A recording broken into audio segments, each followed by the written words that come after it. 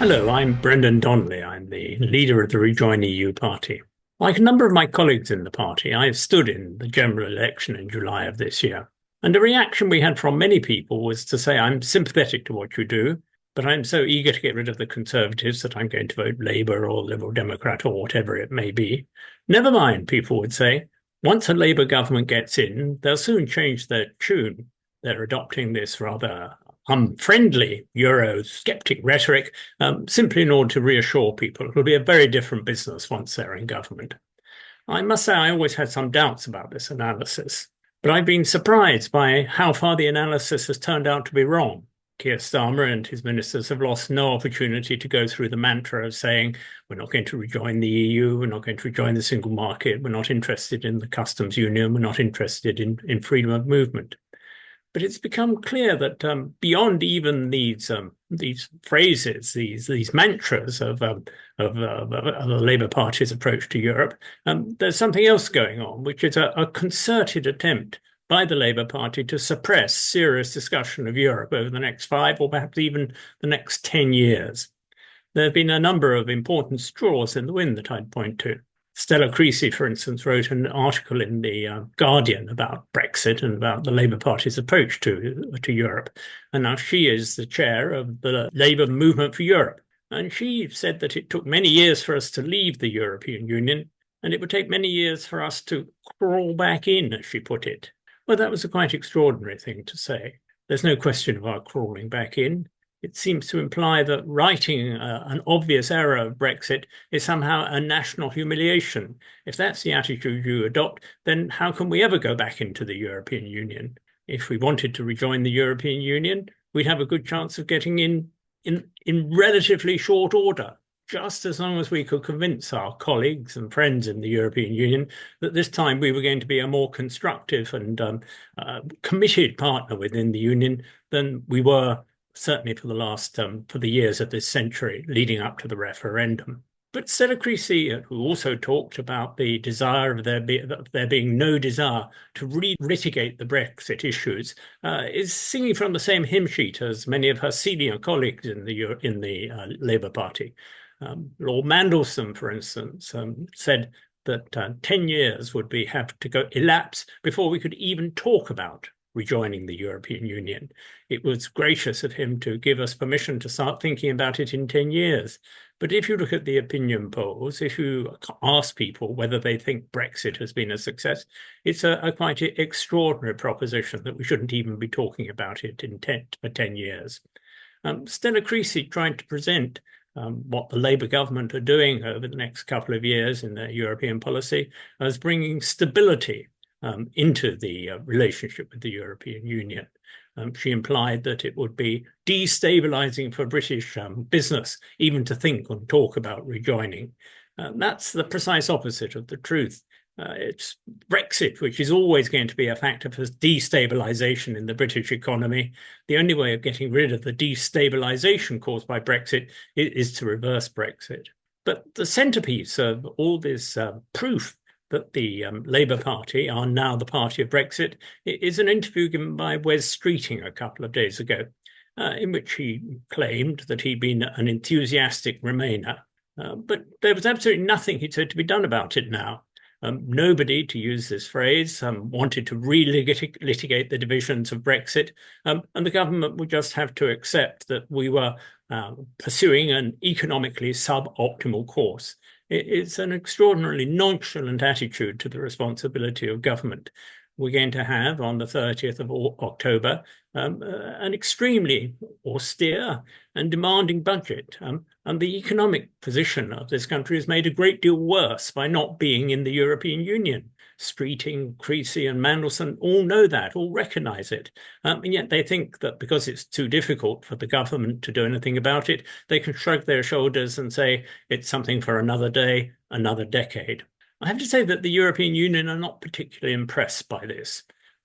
Commissioner Šefčovič gave a press conference after the lunch to which David Lammy was invited, in which he said that, of course, the European Union is eager to work together with the United Kingdom, but it awaits from the United Kingdom concrete proposals about how exactly it thinks there is mutual benefit to be derived from intensifying the relationship. I think the Labour Party had the idea that because that nasty Mr. Johnson negotiated a rotten deal, when nice Sir Keir came along, he could negotiate a much better deal. Well, I think that's over-optimistic. Šefčovič concluded his press conference with the remarks that there are things from the existing trade and cooperation agreement and the Windsor Framework that the British government haven't yet carried out. And the European Union will be looking for those obligations to be carried out as a sign of good faith for the future relationship. When Labour spokespeople talk about not rejoining the single market, not rejoining the customs union, not rejoining the European Union, they very rarely give any reason why that should be so, other than vague references to the divisive nature of the Brexit debate in 2016 and the fear that it might be divisive again. Well, of course, any governing party risks division in any decisions that it takes. That's the nature of politics. So that's a pretty feeble excuse. But the real reason behind the hesitancy of the government on the subject of Europe, a hesitancy which has got much worse since the general election, is that Keir Starmer is worried about his re-election. Having an enormous majority given to him in July, he's still worried about the next election, and he has reason to be. The enormous majority he got was a freak of the first past the post system. He's afraid that the electoral coalition that elected him is a fragile one. He's afraid that over the coming years, it may be that some of his Red Wall supporters, some of whom he won back, some of whom he didn't, will drift away towards Reform and the Conservative Party. And if they do, then that will undermine his disparate electoral coalition, and he may find himself not having a majority at all in the next Parliament. It's those electoral considerations which are at the heart of his attitude to Europe. It's not, I'm sad to say, the long-term benefit and interest of the country.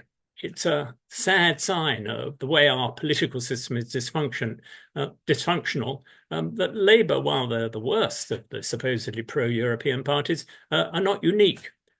Liberal Democrats claim to want to rejoin the European Union after an elaborate four-stage process, which would probably take as long as 15 years anyway and not end up very different from what the Labour Party are talking about. The Green Party believe that we should rejoin the European Union, but only when the political atmosphere is right. It's obviously not something which is a matter of priority or concern in the immediate future for them. They have other fish to fry. The Rejoin EU party is different from all these parties. We think that rejoining the European Union is not something that would just be nice if it happened in 15 years' time. We think it's urgent and important and pressing. It should be at the head of the political agenda in this country. We'll be making the argument over the coming years that Europe is at the centre of British political and economic identity. It's not just a question of something you might be in favour of or might be against. The absence of being in Europe, Brexit, has poisoned our political system, filled it with fantasy, toxicity and delusion. That's essentially why we want to get back into the European Union, because we think we'll never be a happy and cohesive country otherwise. Rejoin EU urges exactly what it says on the tin. We think that the prospect of rejoining the European Union is something that we should start to work for now. We don't know how long it will take, but we do know that the sooner we start, the sooner we finish, and the sooner we'll get back into the European Union. It's a sadness that in our political system, there are many more people and many more commentators more interested in how often Keir Starmer got Taylor Swift's autograph than getting back into the European Union. Well, that's not a frivolous attitude to politics that we in the Rejoin EU party adopt. We have a serious goal, and we hope to be able to go about it in a serious way over the coming years and to command more and more public support from people like you listening to me today in supporting us in this endeavour. Thank you very much. And support our cause on Patreon. Be part of the movement. Vote Rejoin EU. Join the EU vision.